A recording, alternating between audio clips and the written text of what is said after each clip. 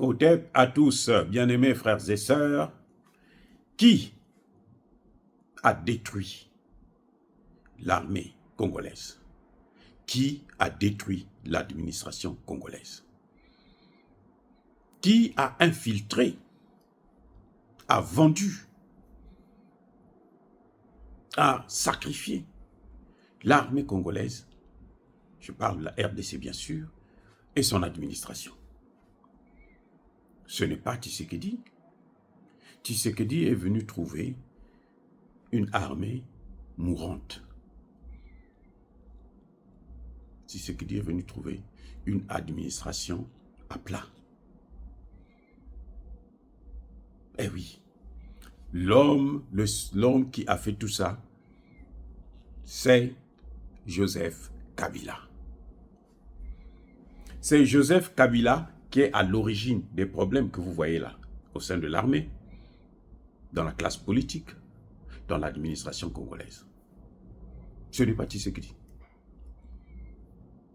Le père, nous le savons tous, quand il est venu avec les Rwandais. Il avait même un ministre des Affaires étrangères rwandais.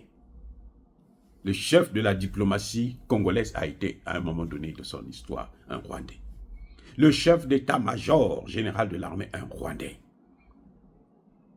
Et là, à un moment donné, Kabila va sortir de sa cécité. Kabila, le père, bien entendu. Et il va demander que les Rwandais puissent repartir chez eux. Les gens, ils n'étaient pas contents. Qu'est-ce qu'ils ont fait? Qu'est-ce qu'ils ont fait? Ils ont commencé maintenant la guerre. Ils ont commencé des rébellions.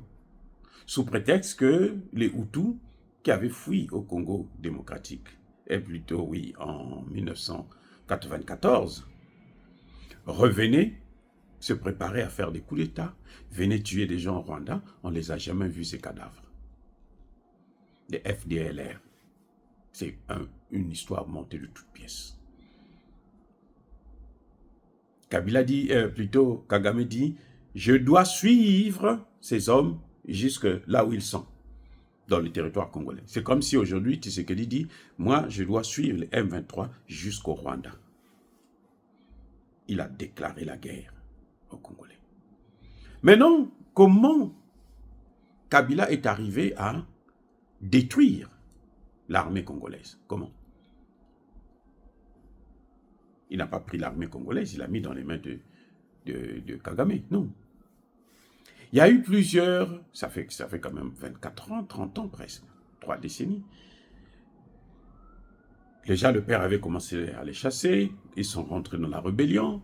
Kabila a négocié avec Kagame, comme il est lui-même rwandais. Et chaque fois qu'il négociait, on prenait des voyous, des vauriens, des va-nu-pieds, on les intégrait dans l'armée. Même quelqu'un qui savait seulement égorger les êtres humains, criminels, parce qu'il se proclame général, on lui donne le grade de général. J'ai 1500 hommes avec moi, et il est nommé général à Kinshasa et est affecté dans le Kivu. Et il a un salaire pour nourrir les 1500 personnes, alors qu'ils sont parfois 100, ils sont parfois 50 dans leur groupe rebelle. Et quand Kabila, quand ceux-là sont intégrés, que fait Kagame? Eh bien, il forme encore, il crée encore une autre rébellion. Il change seulement le nom, mais c'est la même rébellion. Le M23, ce n'est pas le premier nom. Il change de nom. Et pour faire pression contre le gouvernement, qu'est-ce qu'il fait? Il utilise ceux qui avaient précédé. Et chaque fois qu'il y a des négociations, il y a une nouvelle vague de traîtres, de vendus, qui rentrent dans l'armée, qui rentrent dans l'administration et qui donnent des informations à Kagame. Et qui recrutent maintenant des Congolais. Et oui, ils mettent de l'argent en jeu. Ils recrutent des Congolais, un petit nombre de Congolais, qui vont prendre la paternité de leur mouvement. C'est pour ça que vous entendez toujours Kagame vous dire que, mais en fait, c'est pas le M23, c'est pas des Rwandais, ce sont des Congolais. Parce qu'à la tête du M23, on a vu Corneille Nangaa, c'est un Congolais, mais qui travaille pour Kagame. Donc lui vient, il prend la paternité du mouvement, et puis le mouvement est financé par Kagame. Il y a eu des gens qui étaient dans l'administration de Tshisekedi qui l'ont rejoint. Maintenant, un qui voulait être député, il a échoué, il est parti. Donc, au fur et à mesure que Kabila, Joseph, le fils, était là, négocié, il faisait rentrer de nouvelles recrues pour espionner, pour infiltrer, pour sonder, pour connaître et pour détruire l'armée congolaise de l'intérieur. Et cela a duré 18 ans. Ce n'est pas quelque chose du jour au lendemain. 18 ans. En 2006, les Rwandais avaient pris même Goma.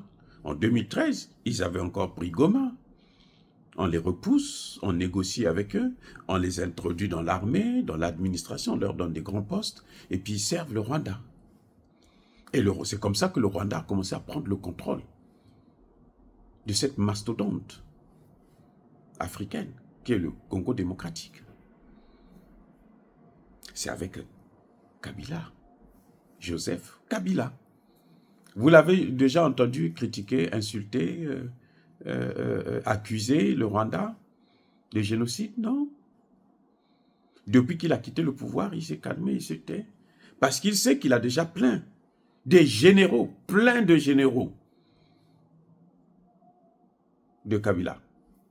Pour la plupart, ils travaillent pour Kagame. Et ce sont ces mêmes généraux, quand ils vont sur le terrain, ces colonels et autres, eh bien, ce sont eux qui trahissent. Parfois, quand il y a un général congolais qui est patriote, qui veut faire le travail, on le tue sur le terrain. Pas plus tard qu'aujourd'hui, hein, le général Tchiko, le chef des opérations militaires dans le nord du Kivu, a échappé à la mort. Un attentat. Il a pu s'en sortir. Mais entre-temps, la ville de Windy, les deux colonels qui le succèdent, qui viennent après lui, l'ont donné au M23, sans combat, hein, sans combat. Il demande à l'armée de se déplacer, de quitter les lieux. Il demande au Wazalendo de quitter les lieux. Il refuse de donner des armes au Wazalendo. Entre-temps, ils se disent que le général Chiko est déjà abattu, ou bien il est au Rwanda, dans les mains de Kagame, qui va l'interroger, le torturer, avant de l'égorger. Et puis voilà, les militaires se déplacent, ils s'en vont, ils abandonnent le camp. Les M23 sont venus 5 heures après. Ils sont venus, ils ont ramassé toutes les armes et tout, ils ont occupé la ville. Voilà ce qui se passe. Voilà ce qui se passe. Et ça, ce sont des gens qui avaient été recrutés par Kabila. C'est Kabila qui a détruit l'armée congolaise et l'administration congolaise. Donc quand Tshisekedi arrive, il ne peut pas mener la guerre. Il ne peut pas faire la guerre à cause de ces gens-là. C'est au fur et à mesure qu'il essaye on arrive à les dénicher, comme les deux colonels, on les a pris, on les a amenés à Kinshasa, ils sont en prison, et puis bon, on continue avec d'autres. Mais ceux qu'on va envoyer là, on ne les connaît pas non plus. On ne sait pas le dossier.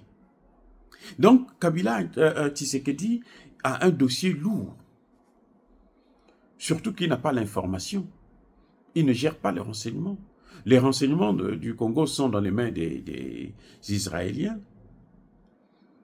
Et donc, ça est dans les mains des Américains. À tout moment, ils savent ce qu'ils font. C'est ce qui retarde. Si vous voyez quelques résistances, jusque-là, ils n'arrivent pas à prendre Goma, c'est parce qu'il y a les Wazalendo. S'il n'y avait que l'armée congolaise, ils auraient déjà pris depuis très longtemps. L'armée de la SADC a des difficultés.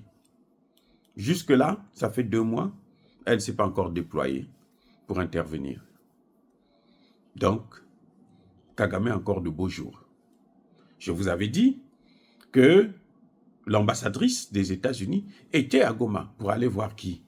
Pour aller voir ses militaires, ses contingents tanzaniens, Malawi, sud-africains. C'est pourquoi? Pour les corrompre, pour les interdire de combattre. Et c'est ça la difficulté. Donc la seule issue, le seul moyen pour Tshisekedi de s'en sortir, pour le Congo de s'en sortir, c'est d'équiper l'armée. C'est d'avoir des accords avec un partenaire fiable. Là encore, Tshisekedi, il a peur de prendre ses responsabilités entièrement. Il a peur d'assumer ce qu'il doit faire.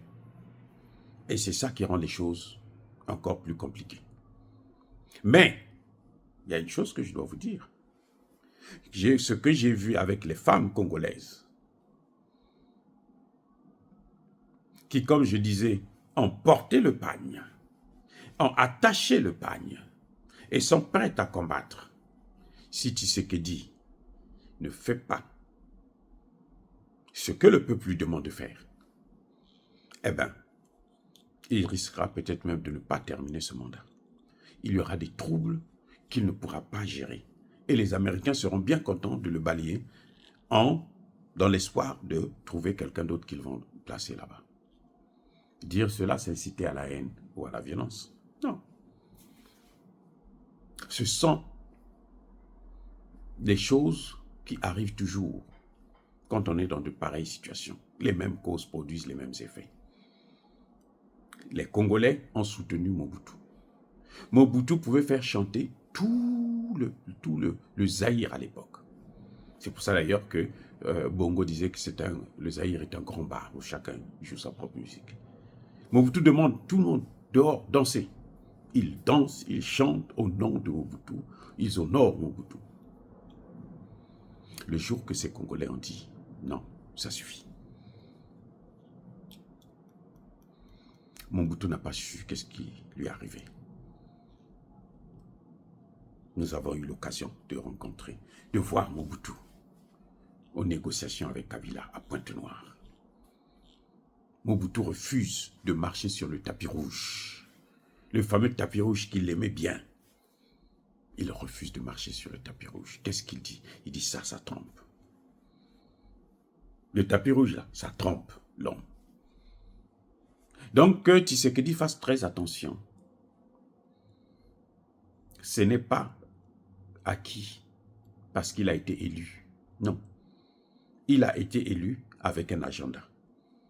Il a déjà fait un faux pas. Il avait dit qu'il devrait attaquer à la moindre escarmouche. Il y a eu déjà 100 000 escarmouches. Il n'a pas attaqué. Donc c'est un faux pas grave. La semaine qui suivait là, il n'a rien fait. Et s'il continue, ce peuple-là est lent à la colère. Mais quand il la déclenche, vous ne pouvez pas l'arrêter. Même les Américains ne pourront pas le sauver. D'ailleurs, eux, ils seront bien contents de le balayer parce qu'ils ont déjà quelqu'un qu'ils vont forcer aux Congolais. Tant pis si ça va entraîner des troubles dans tout le Congo. Ce n'est pas leur problème. Ça va entraîner le chaos. On va amener une mission des Nations Unies et on va diviser le Congo. Et ce sera sur la tête de Tshisekedi. Donc c'est à lui de prendre ses responsabilités. Bien-aimés frères et sœurs, encore une fois de plus, soyez bénis. Soyez abondamment bénis par le Dieu des Kémites et par nos ancêtres angélisés. Mais que tous ceux qui persécutent le continent africain le pillent et le déstabilisent, qu'ils soient noirs, blancs, chinois, arabes, juifs, indiens, qui qu'ils soient punis, maudits, foudroyés, neutralisés, écrasés, effacés par le Dieu des Kémites et par nos ancêtres angélisés. Vive l'Afrique éternelle, j'ai dit et j'assume.